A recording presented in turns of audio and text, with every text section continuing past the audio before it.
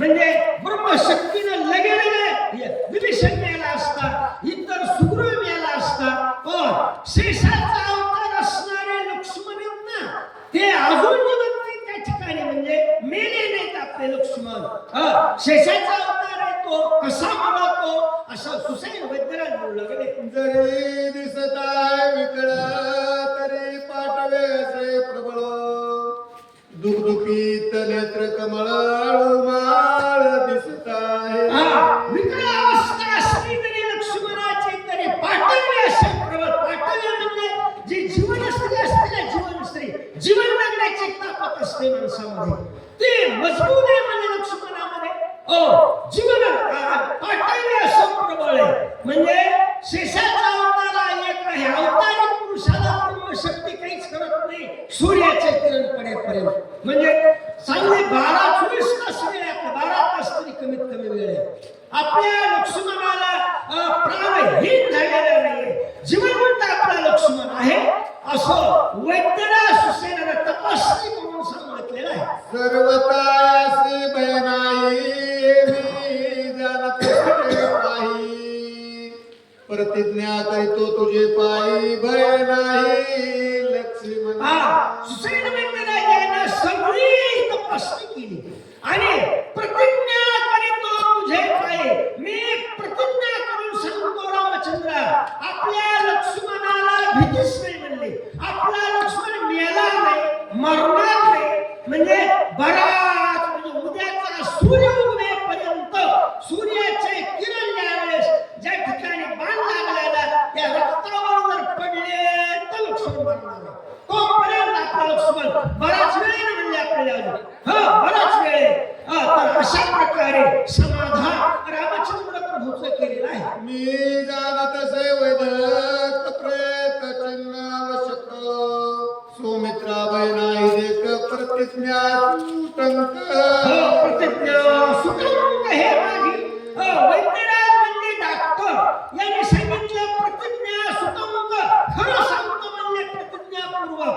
आपल्या लक्ष्मणाला कसल्या प्रकारची भीती उरलेली नाहीये, लक्ष्मण मरत नाहीये. कारण का तर मी सगळं शरीर तपासलेले लक्ष्मणाचं. प्रतिज्ञापूर्वक सांगतो आपल्या लक्ष्मणाला मरणाचे चिन्हच नाहीत म्हणले. मरण असं मला वाटत नाही, म्हणजे मी डॉक्टर आहे, मी खरं ते सांगतो असं रामचंद्र प्रभूला सांगितलेलं आहे.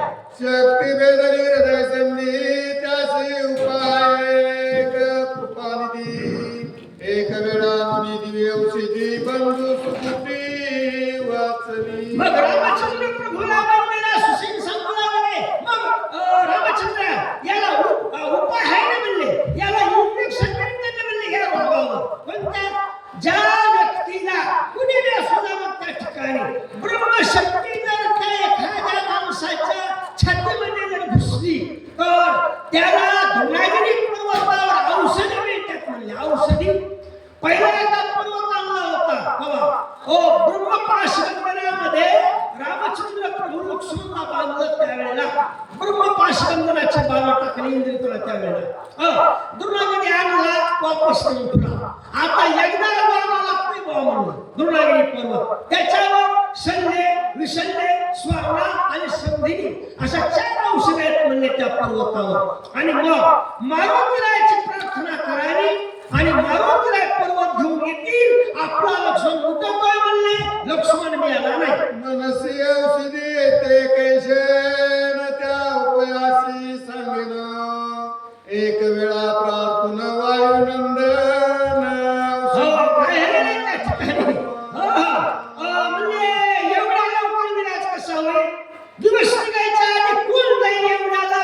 कुठं लंका कुठं राहिली? आणि हिमालयामध्ये चीनच्या जवळ पर्वत आहे, तो चीनच्या भारताच्या त्यामध्ये या भागात पर्वत आहे. दुर्नागिरी पर्वत. मग लंकेहून कोण जाईल म्हणजे की पर्वत कोण घेऊन येईल?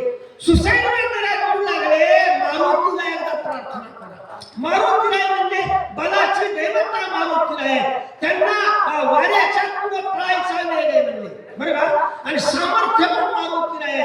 पर्वत घेऊन यायला मारुतीरायाची आपण प्रार्थना करा आणि मग पर्वत घेऊन आले म्हणजे आपण मोडत नाही रामा वैद्यरा सुसेनाला विलास सांगितलेला आहे.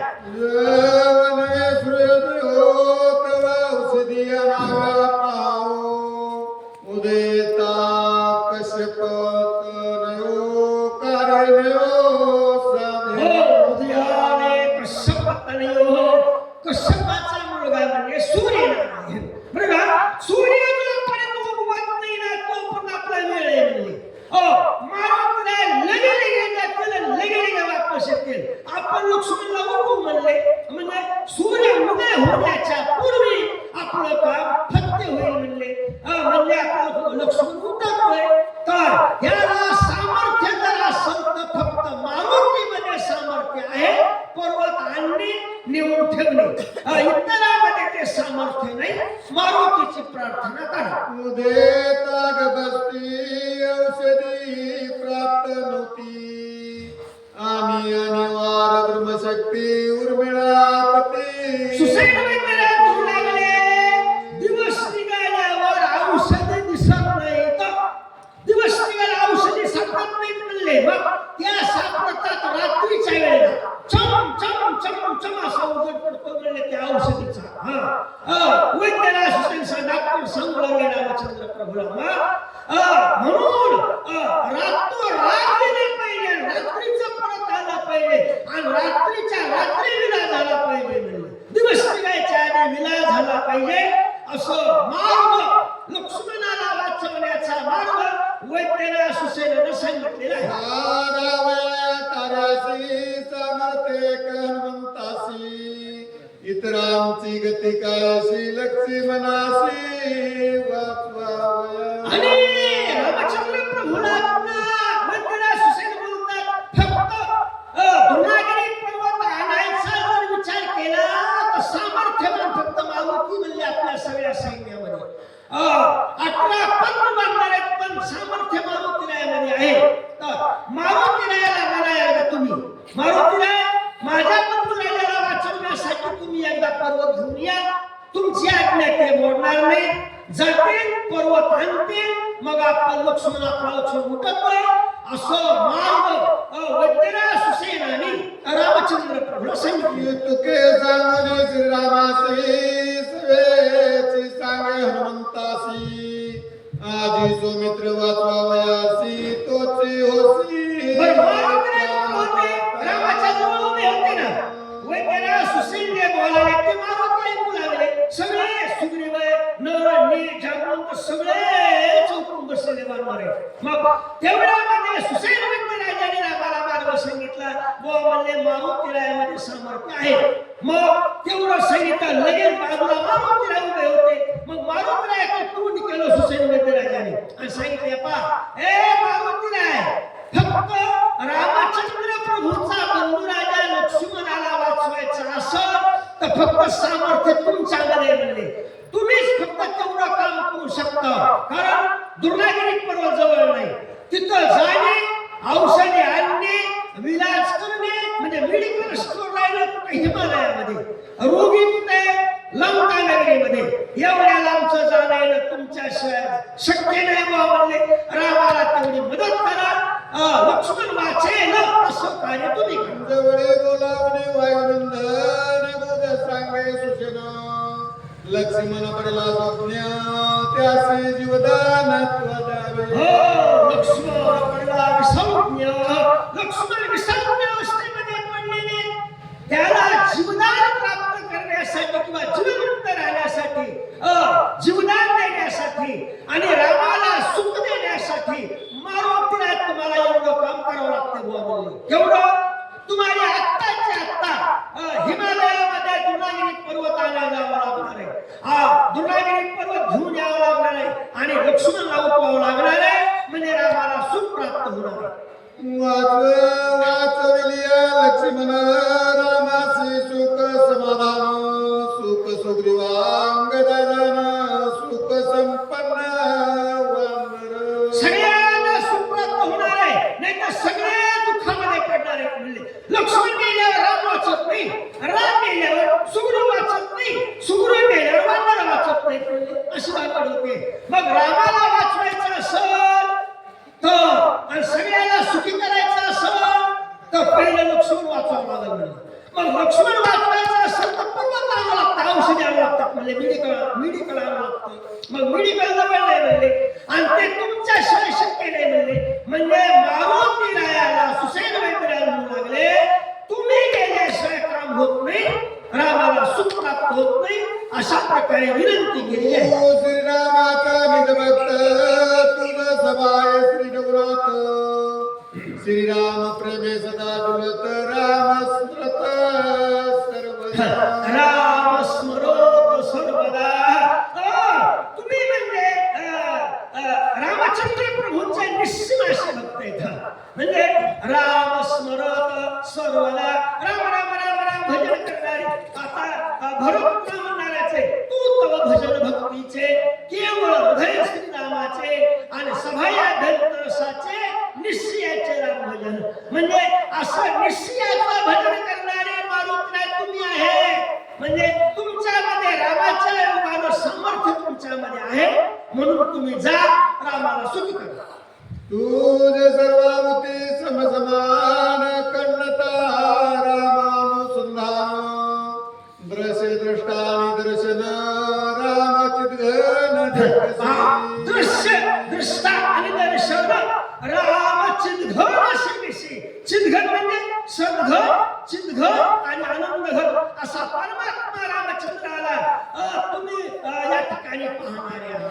म्हणजे निश्चित राम भक्त असाल तर फक्त हृदयामध्ये जर जागा असेल तर फक्त रामाशिवाय कुणाला जागा आहे तुमच्या हृदयामध्ये, असा नेस्त परमात्मा राम तुमच्या हृदयामध्ये आहे, म्हणून तुमच्यामध्ये सामर्थ्य आहे. सुग्रीव अंगद जावंत नळ निळाली वंदना समस्त, तुझे नियामी राम भक्त श्रीराम सेवित सर्वदा. सुसैन वैद्यराज म्हणू लागले, तुझे ज्ञानी राम भक्त.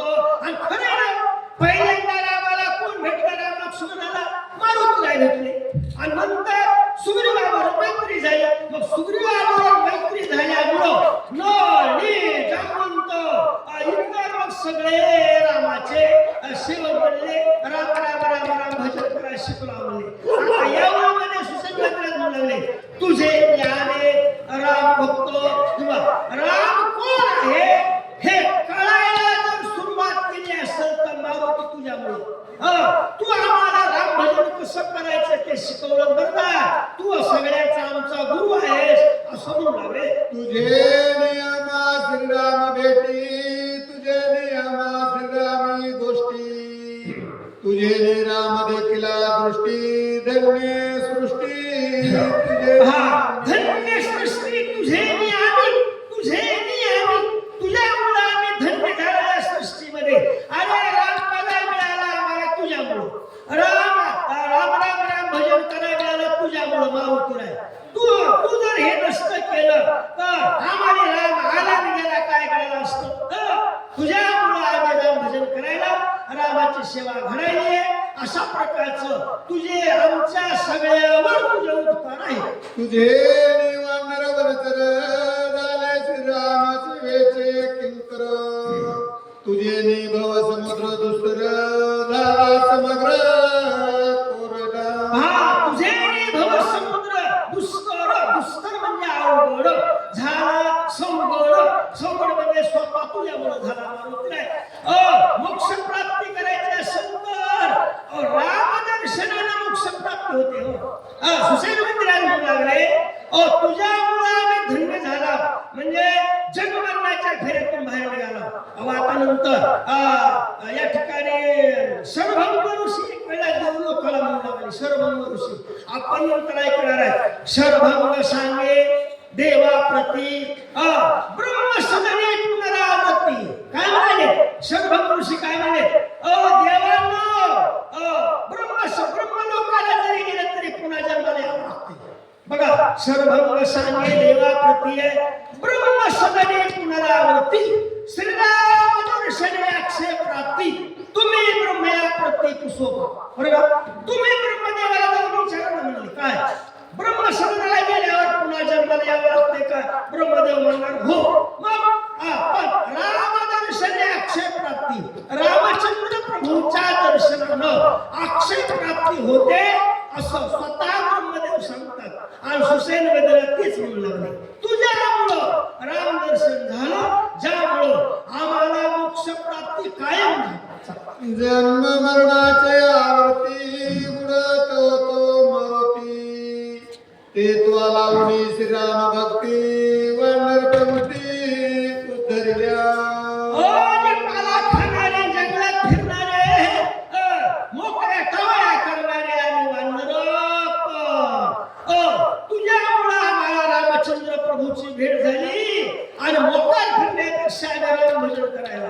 राम भजन करणं म्हणजे सोपी गोष्ट नाहीये. राम भजन केल्यावर मोक्ष प्राप्ती मिळते असं तुझ्यामुळं आम्हाला घडलं मारुतीने, असं वैद्यराज हुसेन सांगू लागले. हेच नवला सांगो किती त्वा उद्धरली त्रिजगती, तुझे पापी उद्धरती पाप